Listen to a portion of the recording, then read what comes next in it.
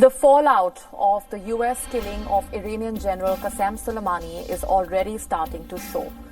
The latest being Iran's announcement that it will no longer abide by the nuclear deal or the joint comprehensive plan of action that was agreed upon in 2015. Before we go further into what that means, let's take a closer look at what the nuclear deal was all about. In 2015, Iran had agreed to a long-term deal on its nuclear program. France, China, Russia and Germany. Under the accord, Iran agreed to limit its sensitive nuclear activities and allow international inspections. This was in return for the lifting of crippling economic sanctions. Under the nuclear deal, Iran was allowed to enrich uranium only up to a concentration of 3.67% and stockpile no more than 300 kilograms. Iran was not permitted to build additional heavy water reactors until 2031. That is what the deal said. Before the deal was signed, Iran had 19,000 centrifuges with the ability to convert low-enriched uranium into weapon-grade material in weeks. It now has just 3,000 to 4,000 centrifuges in operation. That number has drastically come down. Iran also had two facilities, Natanz and Fordo, for uranium enrichment. It now has just one operational in Fordo. So what sort of impact can Iran's decision have? For one, Iran can produce any kind of uranium fuel, including bomb-grade material. Iran will no longer stick to the prescribed limits for producing enriched uranium. There will be no limit to the extent that uranium could be enriched. The deal also provided a high level of transparency about Iran's nuclear program, which now comes to an end. The nuclear deal meant to keep Iran at least a year from breakout, which is the time required to produce weapons-grade uranium. And now international Iran can break out within 2 to 5 months. US President Donald Trump withdrew the US from the Iran nuclear deal. In May 2018, he justified his unilateral action by saying that the accord was flawed, in part because the main restrictions on Iran ended after 15 years. The leaders of Germany, France and the UK issued a joint statement on Sunday calling on Iran to abide by the terms of the nuclear deal and refrain from conducting or supporting further violent acts. German Chancellor Angela Merkel, French President Emmanuel Macron specifically urged Iran to withdraw all measures that are not in line with the 2015 agreement.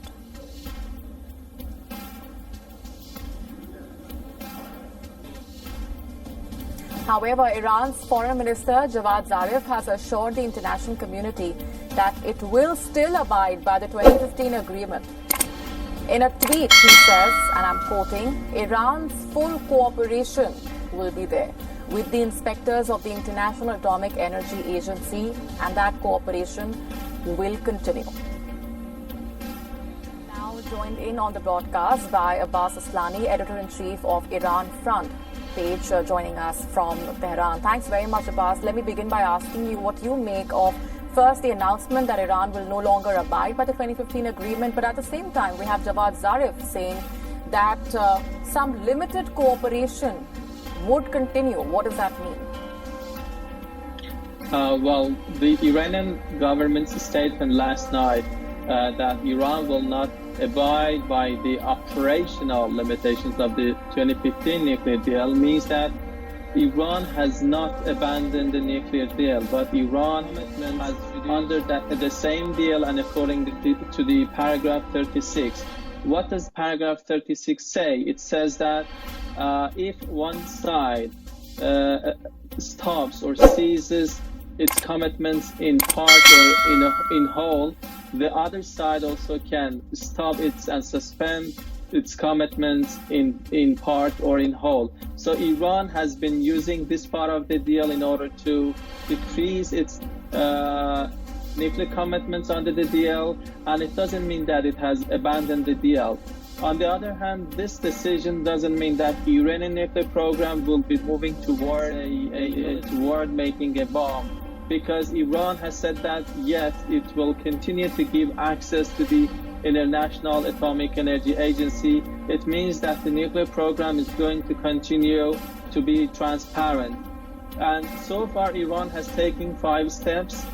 And the purpose and the behind all these steps have been to make sure that the other parties to the nuclear deal, they return to their obligations and commitments under the deal. But so far nothing has happened, and Iran has continued to do so. But it seems that this 5th step has so-called, let's say, reducing the nuclear commitments and not exiting from the deal. So we have to be waiting to see that what the reaction from the other side is. And Tehran also didn't put a new 60-day deadline for the other side, but also said that it's ready to return its obligations and nuclear commitments, provided that the other side returns its obligations as well.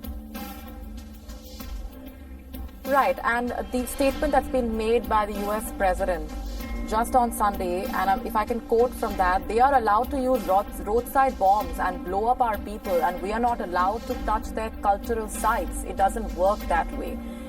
What do you make of that tone and tenor, and you come along expected lines? Well, I would say what the Americans have done recently, most specifically in relation with the assassination of Iranian military official Qasem Soleimani, it has had different impacts and consequences. Maybe Iran's decision to reduce the nuclear commitments is not part of its response to what the Americans have done, but it comes as a consequence, because it seems that if such a thing didn't happen, maybe Iran and Tehran would have taken a different decision and not this one. But the comments and the remarks by American officials, including the president, that they will target 52 sites in Iran, indicates that if they wanted to assassinate Qasem Soleimani in order to stop the war, it as a deterrence, it has worked the other way around, and it has become a declaration of war rather than a deterrence. Because in less than 2 days, President Trump started to make new threats. It means that the old deterrent measure didn't work. So, and this brings more escalation to the relations of both countries, and the impacts can be seen different fields in terms of at least foreign policy. This has fueled into more anti-US sentiments in Iran and also in some parts of the region. So you will see that this can impact Iran's foreign policy. It's now difficult to imagine that Iran would go to the negotiating table with the United States. If that was the purpose of Donald Trump, receive a different and opposite result, which is refrain from the Iranian side to go to the negotiating table. Right. Because, yes. And on the other side, also Iranian foreign policy in the region will not be undermined or changed, because now Iran has, let's say, has gained a new seriousness and motivation to continue its past policies, but this time stronger. If Qasem Soleimani was a danger when he was alive to the Americans, it seems that his dead body is more dangerous than when he was alive.